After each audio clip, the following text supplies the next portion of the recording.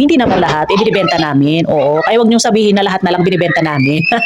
Kaming mga affiliate, nakikita niyo talaga kami, nagbibenta, nagpo-promote ng iba't ibang product. Pero hindi lahat ng binibili namin online aming pinopromote. Hindi po. Ewan ko dun sa iba, kung kahit hindi ka benta-benta, ipinopromote nila or kahit hindi ka gamit-gamit, ipinopromote nila. Pero ako, hindi lahat. Oo.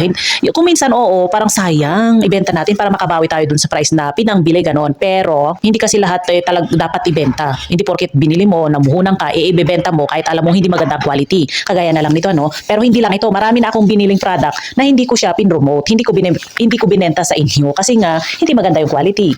O itong basurahan na ito, ipopromote ko kasi nga ang plano ko mag-switch ako sa mga fast moving products na ginagamit sa loob ng bahay, mga tissue, mga basurahan, mga paper towel. Yun ang balak ko sanang ibenta dun sa isa kong account. Kaso nga lang, nagbago yung isip ko kasi mukhang hindi ko pa nakita yung tamang product or basurahan or garbage bag na aking ibibenta. Kasi itong binili ko, manifest. Ang ganda-ganda sa picture pero ganun talaga yon. Kaya magpasalamat kayo mga buyers na meron kaming mga affiliate na tinitingnan namin muna yung product bago namin i-promote. Oo, di ba?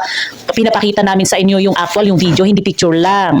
Di ba? Kaya malaki ang tulong ng mga affiliate sa mga buyers. O di ba? Ito, hindi ko na siya pinopromote. Kasi ayan manifest. Manifest as in manifest. Pag buklat kong gano'n, napunit.